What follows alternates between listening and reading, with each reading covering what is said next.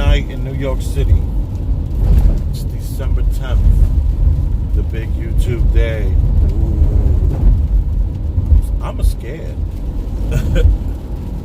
As they used to say in the South Bronx, I'm scared. I don't know that. I never lived in the South Bronx. Fixing myself up over here. So I just came out of my favorite theater, Cinemavillage. It's 22 or 23 12th Street. And I truly have loved this theater. I've been going to this theater for many, many years. And they have these 11 p.m. movies. And let me just say this. It's these little nuances of New York that I enjoy. I enjoy the way in New York City you have these small independent theaters. And these small independent theaters, people pay them a few grand to play their movies. They know no one's going to come see the movie, and they only play it in a few theaters. And New York City has about 4 or 5 of these theaters that still exist. And 2 of them is owned by this guy, I believe, that owns the Cinemavillage. He's just one of those New York kind of guys he's not selling. Like, he can sell his theaters, they can, the property that he can just, like, I think one of them is on 12th Street, and the other one, I believe, is on 13th Street, and one is Cinema Village, and then Cinema Village East. And let me tell you, man, I have been going to this theater, I don't know, 25, 35 years, no exaggeration. And they have this 11 o'clock movie. There's usually 2 11 o'clock movies, and they do it about maybe 8 months out of the year. So 8 months out of the year, and it's usually the winter months, you can catch an 11 o'clock movie over at Cinemavillage. And I'm usually the only one in the theater. Sometimes there's a group of us. I noticed, a couple of years back, we were kind of like saying hi to each other, and we would talk about the movies, and we'll talk movie talk for 15 minutes after the 11 o'clock movie. And then we started to see each other, then we started to know their names, and it was really, really cool how it became like a little small community to some degree. I did give one of them a ride once before, to the train, and it was like raining. I said, come on, get in the car, I got you. And today I saw a movie called I See You. And let me tell you, man, the movie was all that and a bag of chips. Let me see if I have my receipt. It was just like, I was on the edge of my seat, loving this movie. I mean, the movie had me literally, no exaggeration, on the edge of my seat. On the edge of my seat. I haven't been on the edge of my seat in quite some time. I actually talked about LJ being on the edge of her seat for the Queen and Slim movie.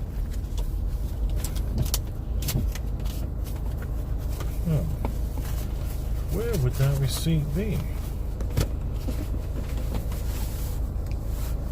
No.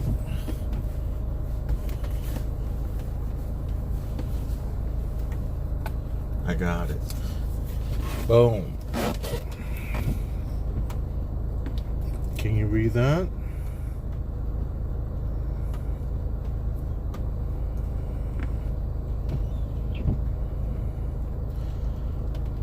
It was such a good movie. That'd be cool. This would be my thumbnail. Not like, how about like this? Or how about this one? Or this one?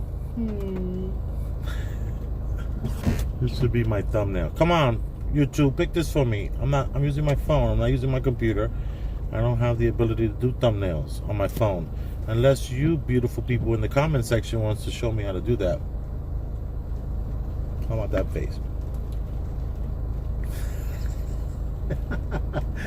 All right. You have got to see this movie. You're going to have to rent it. You probably have to pay like $6, $7, $8. It's worth it. Get the family together. You're not going to know what happens at the end. You're not going to know what happens in the middle, the end. The movie is done in such an intelligent way. It unfolds, is what I would like to refer to this kind of movie. The movie unfolds. Maybe I say unfolds because before you unfold it, you kind of know what it is. You know what the pattern is. You can see the pattern. You can see all the moving pieces for the most part. But when you unfold it and you spread it out, you get to see the effect of, oh my goodness, wow, this looks great. And this movie unfolded for me. It just, you knew what was going on. And it wasn't like a movie that flashed to the future. No, it just basically showed you perspectives. It showed you different perspectives on things. And then it was cool because there was a couple of scenes where on the wall of the staircase that led from the foyer entranceway up the stairs to the bedrooms, and on that, and then actually turned. It was a really nice house, maybe 3,000 square feet, 4,000 square feet. It was nice. And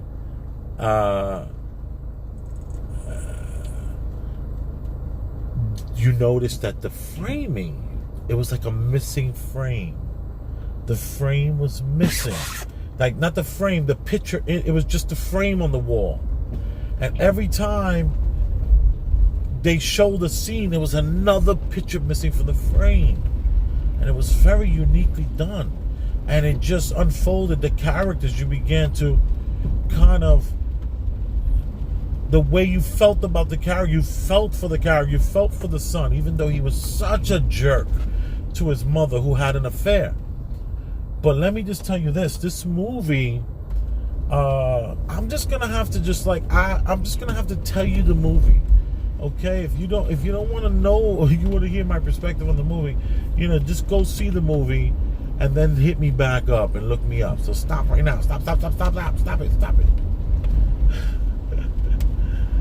So, thanks for coming back. I'm glad you're here. Wasn't that movie amazing? Wasn't that great? Didn't you not expect this to happen? Wasn't this movie just insanely good and kept getting better? I would argue, though, that the kid that was hiding in the attic with the girl, I think they could have done a better job with casting the age, because I believe it was a 15-year difference. So if it was a 15-year difference, this kid was so much older than he appeared. Like, he appeared to be, how old was that girl? You know what? That girl could have been 21. And if he was 21, that girl could have been anywhere between 17 to 21. And I would think she wasn't a runaway. She was an adult who they did what they referred to as frogging.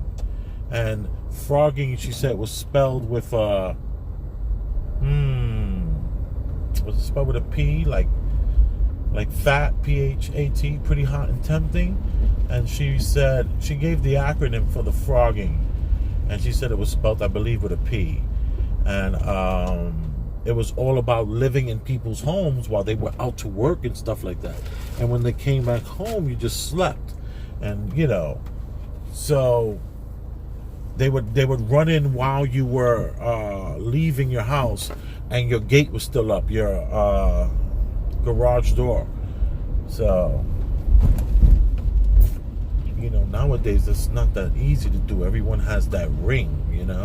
So many people have the ring, and different things like that. But you know how the guy and the girl, they never talked about how it appeared that the girl convinced the guy to ride with her to check out this frogging lifestyle where they're sleeping over people's homes while they're living in their homes for 3-4 days at a time, unbeknownst to the homeowners. They're like in the attic and things like that. And I just feel like his character should have been older, but he could have. I mean, the kid like 10 years old, 15 years later, 25. I guess he could have been 25. He could have been a 25-year-old. So I digress from all that. Thinking he should have looked a little older. I wish I had some water. It's so random that I'm doing this. Maybe I have water back here. Anyway, I'll be fine. So, the movie was good. We turn around and we have a wife. And this wife is coming off of an affair. And her son is just lashing out at her. Mind you, she's a freaking therapist. And it appears that the person she was having the affair with was someone she went to high school with. So, probably at a reunion, she goes to the reunion, and what does she do? She has an affair. She has an affair with who? With the guy she used to be with in high school. It's just so typical, so cliche. We've all heard the story, but it's a real story. You go to these proms and you see these people, and next thing you know, the person you always had a crush on kind of, still looks freaking hot, still looks good, and those sparks maybe can happen. I guess that's why Facebook was so amazing in the beginning, and you get to, but we all know how horrible that can end up, meeting people that you knew, that you once loved, and all that kind of silly stuff. And so she's having this affair, or had an affair. The guy is like, coming over to her home and professing his love for her. And it was just so ridiculous. And you kind of noticed that she was serious about choosing and her husband. She wanted her husband. She wanted her family. She didn't like that lifestyle. And it appears that the missing children that come up in this movie, that you started to believe was some sort of supernatural kind of a thing, because the way the bed sheets were pulled off, the way the music was playing, you started to feel like, whoa, this is some sort of scary movie, some sort of like demon is in the house.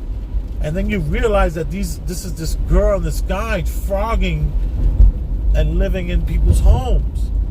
So, you're like, oh wow, all this time I thought it was some sort of supernatural thing was gonna happen. The way the young boy was snatched off his bike, you realize that it was an actual wire. It was like a cable. It was like a string.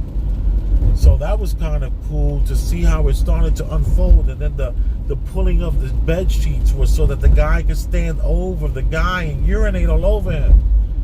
Oh, that was just so gross.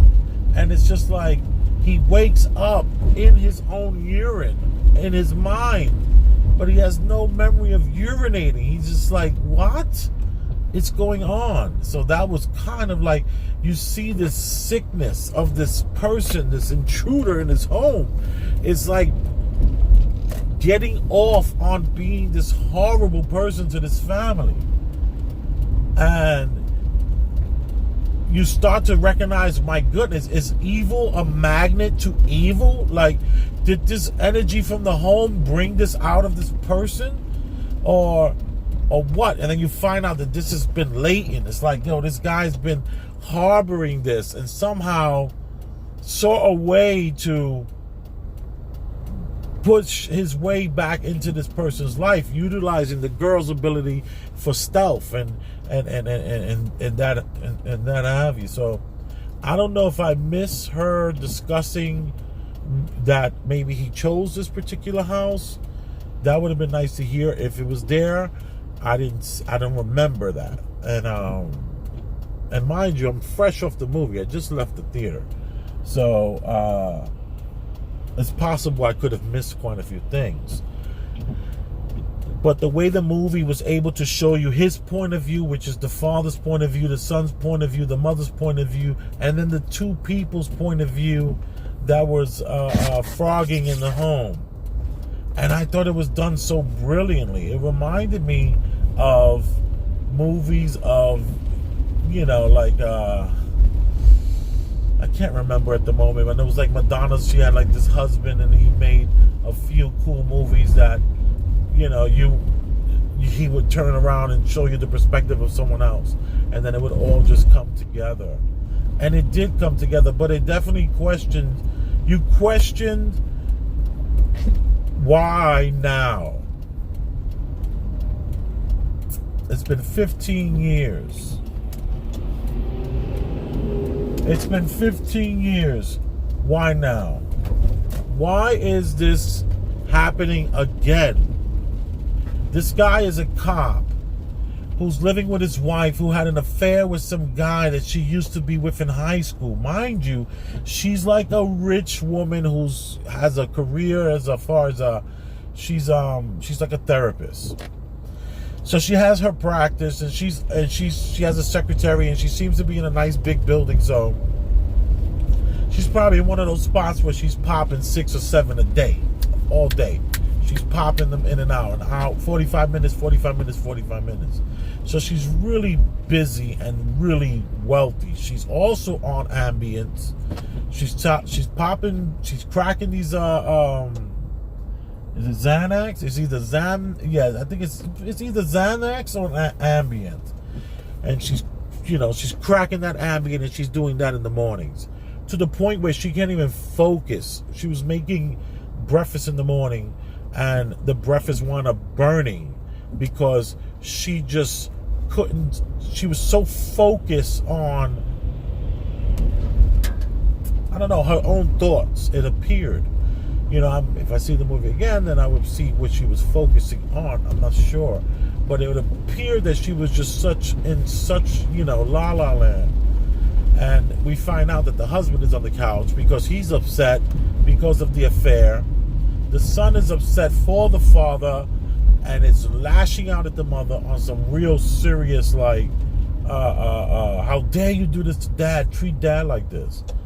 And we start to really feel for the son. We start to really, well, I didn't feel for the son. I actually thought the son was such a jerk. And the mother, her face, her lips, her aging, she was so, how do I say this? She was just so,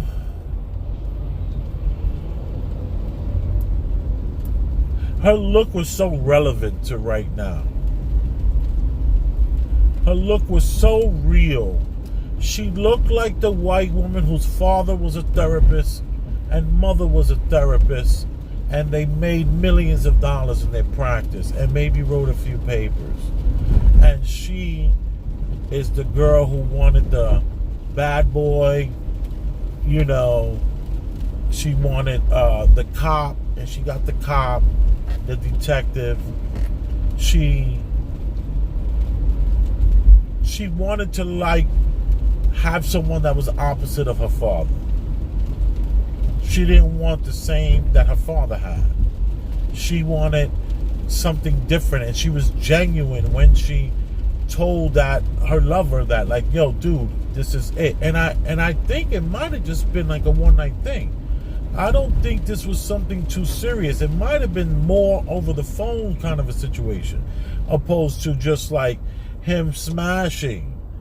Because he talked about how they went down in the basement because he got hit in the head by that ceramic piece while they were having a conversation outside. So he gets hit in the head, and she takes him down to the basement, and he reminisces how this is just like when we were in high school, how we used to sneak into your mom's thing. So that shows that she's never brought him in the home. She's never slept with him in the home. So it shows that he's the bad boy loser that she was into, and she wound up getting the bad boy cop. And so this is her style of man. So she reminisced with the guy, and next thing you know, one thing led to another. They probably had a, they went into a linen closet, and they got popping somewhere. And she probably went to a Starbucks with the guy, and he took her into the Starbucks bathroom, and they had a quick little smash session, and then a little bit of phone texting, and next thing you know, her husband finds out because he's a freaking cop and a detective, and he's like, what's going on? So the son is aggressive, hating on the mother, but the son is also hearing voices and argumentative voices, and he's like, what is going on? So he's searching, looking around, and unbeknownst to him, there are people living in the freaking walls. Okay, they're like frogging in the walls of his home. He has no idea, and he's kind of stuck on being angry. So he doesn't allow himself an opportunity to truly recognize that things are changing. He's so angry at the mom, can't even concentrate. She can't even concentrate. The whole house is in shambles over this affair. So when the husband comes over, when the boyfriend, he comes over like, listen, I've been calling you, this and that and the other, and she confronts him, and she's like, yo, dude, I'm not choosing you. I love that. It was a good scene. And just her look, her face, the little lips that she had, and she had all the lines here, which showed there was a pompous tightening of the lips that she was a tight-lipped, pompous, but a psychotherapist, and she wanted that escapism that these bad boy kind of wild guys, loser kind of guys gave her, but she found that in a cop who was stable. Unbeknownst to her, this cop was having freaking massive issues, and it looks like he got his life together, because the kid that he had with her was about 15 years old.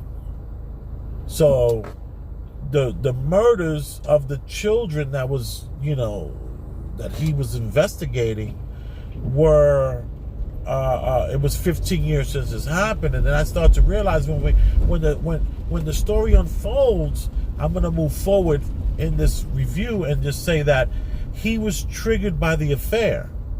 See, he was involved in things that happened because he tried to tell the young man that was in the house tormenting him, urinating on him while he slept. What else? Beat up his son and tied his son up, left him in the tub. All this kind of stuff. This young man wound up getting the gun and shooting him. And this young man just so happened to be one of the boys that was tormented by this officer. He knew. It wasn't happenstance that him and this girl just happened to go to this particular home. And while in the home, he made everyone just feel like they were crazy. Music was just playing out of nowhere. It was just so uber bizarre. And that was really cool, the way the director was able to just, bring this. It was like a Rubik's Cube of just like, whoa, that's what happened.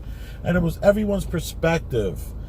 And you didn't know at any point what was going to happen next. It was so unlike movies that are made right now. Truly, you didn't know what was going to happen. And of course, we all know I don't see previews. I only read a synopsis, and I barely read the whole synopsis.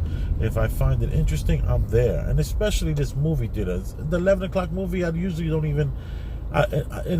If I see the poster and it looks like just like a bunch of young girls going through like life and the issues that life brings, and I'm not going to see that. I'll wait till next week and I'll see something else. So I don't see everything there, but I do see about 90% of the movies, the 11 o'clock movies. So maybe I'll do like a Cinema Village 11 o'clock movie review. So it was cool to see like the way the mother's face, like she had this she had the thin eyebrows that added a little more age to her. Like if her eyebrows were a little thicker, she could have passed for younger. So you can tell she was an attractive woman. And just the way she almost looked like Odo from Deep Space Nine, the Star Trek episode, where Odo had this eyebrow and nose combination that led to very narrow lips. So she had an Odo look to her. Pompous, educated, and rich. And yet she had this husband of hers that was a detective. His shirt looked like, the men's warehouse. His pants were not taken in the bottom. The bottom part of his pants and the shoes that he was wearing were that of a cop. It wasn't as nice as the home. The home was just so opulent. Like the views, you can just see out of these bay windows that were just so amazing. It was just breathtaking, the home. Granite countertops, double zero refrigerators that are covered in wood grain, like bleached wood grain. Freaking phenomenal. Beautiful home, but yet he was more like the schlep. And I noticed that the boyfriend, when he came over, he was unshaven. He was like really talking really fast, and she was just this stern, I'm not. It's not going to work. And then when he got hit on the head by something that fell on his head from the roof, unbeknownst to us, when we get to the perspective of the Froggers, it was him that dropped it purposefully on the man. And then we find out that it was we see that the guy gets hit on the head. We just are under the assumption that it's this young kid who's tormenting them. It's him that's hitting everyone and murdering. And I knew from the very beginning, I said, nah, that kid didn't do that. Because he didn't come across like he would, to me, want to expose that aspect of their relationship, opposed to killing the person. It was too much of a crime of passion. And then right there, we found out it was the father. He had backtracked some of his steps and found the boyfriend in the home, bleeding by the head from the ceramic thing. Wifey wasn't home, and bow, he hit him with the Louisville. The Louisville don't take any it don't say sorry, I guess. That Louisville puts in the work.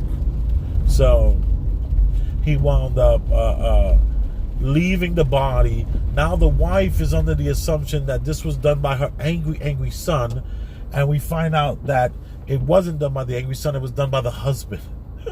And then it wasn't the son, but he let the wife believe it was her. Buries the body in a 2.5-foot grave, which is just always so weird to me. Like, I think you're supposed to go down 6 feet for a reason. Come on, spend the extra 2 hours and bury the body. You're a cop. Come on, I should have seen a huge pothole. You guys should have been dripping in mud. So that I would have liked to have seen. Because the smell of the human body is going to come up so quickly out off that ground that every dog and every jogger for 1.5 miles is going to be triggered. So I would like to see, if a cop is going to bury someone, like let's have him like be up to his freaking neck when he's pulling the body into the ground. That I would like to see a director do. You're gonna have to get a backhoe, and I know it's gonna be $1,500 for the backhoe, and I don't know what the insurance is gonna be like for the actor being in the whatever. But let's get that done. Come on. So now, looking for parking.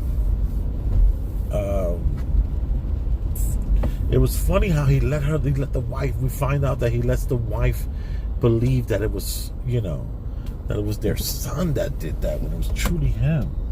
And he gets rid of the body, and in the process he finds out that there's people in his home. And when he finds out there's people in his home, is because the young lady wakes up. Oh, is that a car coming out? Is that a car coming out? Is that a car coming out?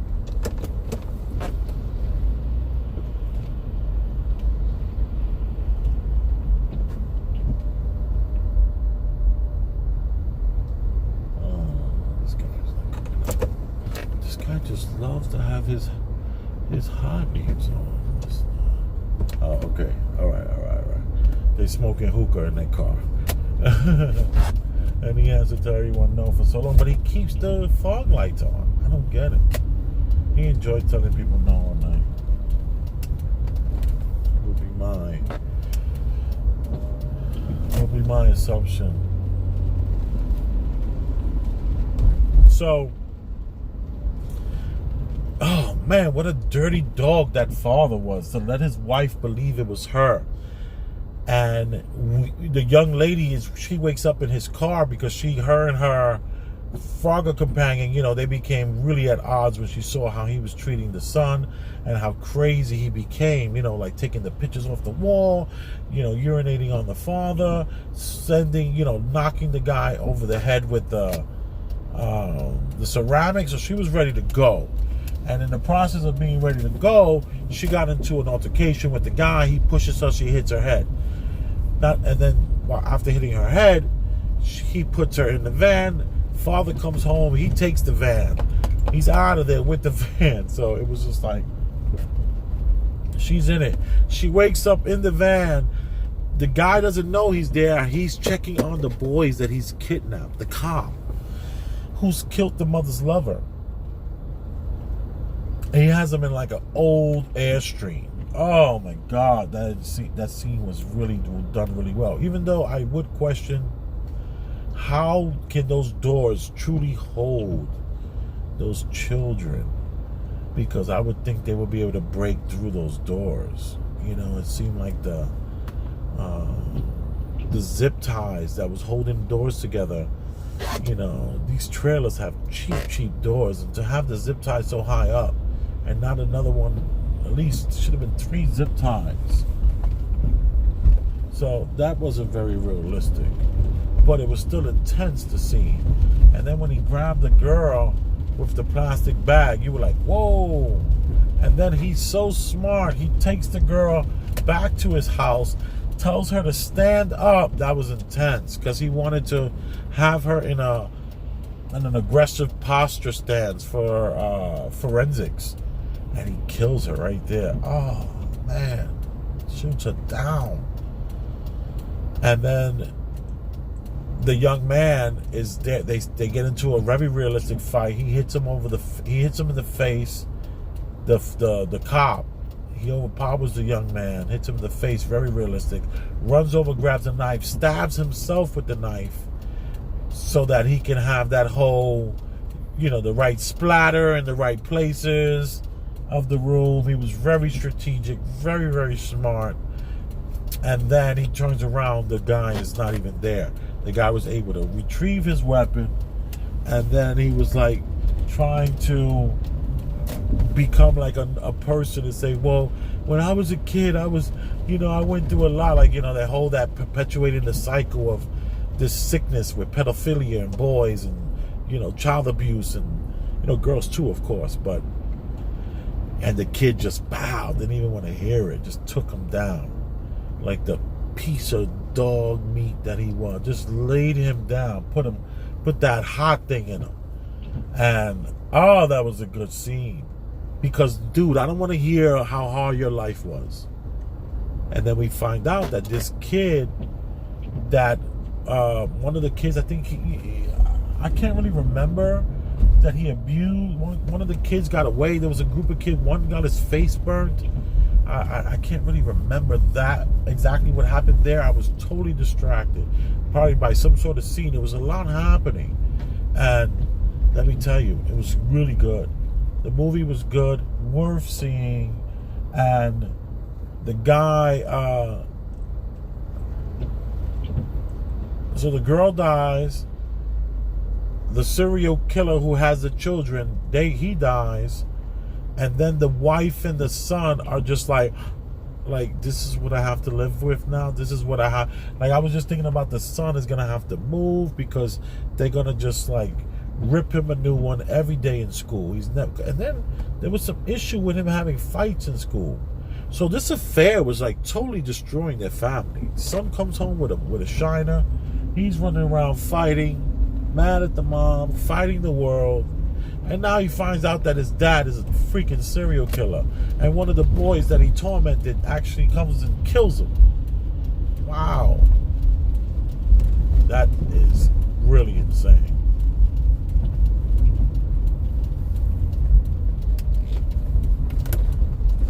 This is the way parking is in New York City.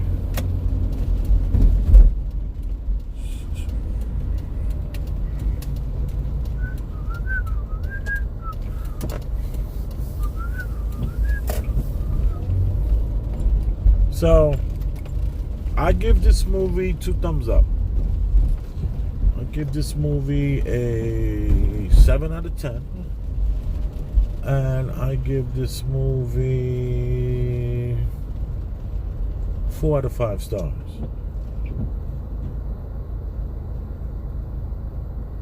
This was good. And the movie was about an hour, I think an hour and 36 minutes. And it was good. Check this movie out. And remember this part, that the father went so long, 15 years, without killing little boys and doing whatever he was doing because of the wife, because of the son, because of the marriage. And it wasn't until she had the affair, that's what triggered it. That's what got the ball rolling again with his, his sickness. So interesting that he would be with a therapist, a serial child killer.